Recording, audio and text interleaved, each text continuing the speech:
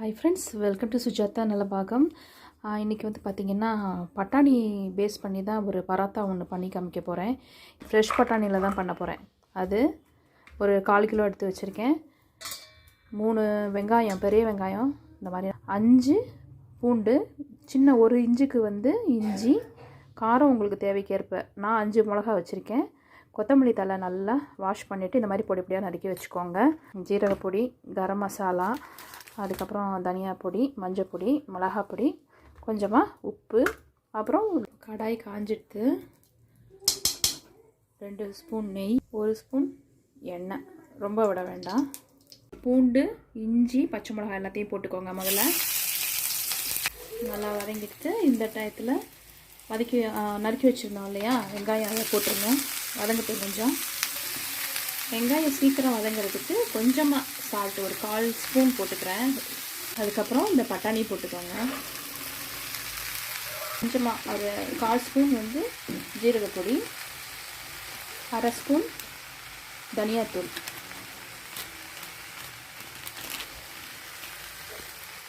1/4 spoon garam masala,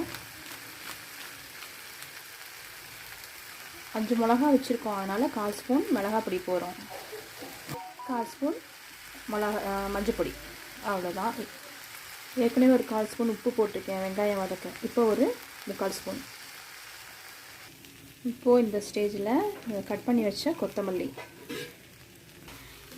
எல்லாமே நல்லா வதங்கிடுத்து. இப்போ பார்த்திங்கன்னா இந்த கசூரி மெத்தி இருக்குது பாருங்கள், அதையும் நல்லா இப்படி க்ரஷ் பண்ணி தூவி விட்டுருங்க. நல்லா ஆயிடுத்து. இது நல்லா ஆறின உடனே மிக்சியில் 1-2 அரைக்கணும்.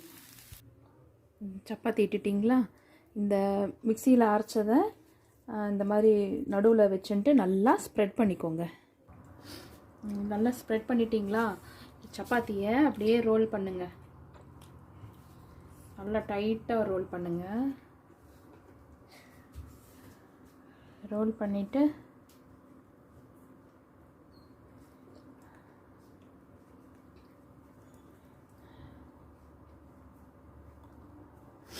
மறுபடியும் சப்பாத்தி மாதிரி இதை இப்போ இடணும். இந்த மாதிரி இட்டுக்கோங்க.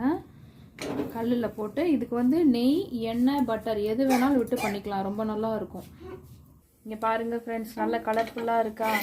இதை வந்து ஒரு 4 ஸ்கொயராக பார்ட்டிஷன் போட்டு, தயிர் வெங்காயம் நல்லாயிருக்கும். இல்லை வெறுனையே அப்படியே கூட சாப்பிட்டுக்கலாம். வீட்டில் ட்ரை பண்ணி பார்த்துட்டு எனக்கு சொல்லுங்கள், கமெண்டில் சொல்லுங்கள். ஷேர் பண்ணுங்கள், சப்ஸ்கிரைப் பண்ணுங்கள். அடுத்து ஒரு நல்ல மெனுவில் பார்க்கலாம். தேங்க்யூ.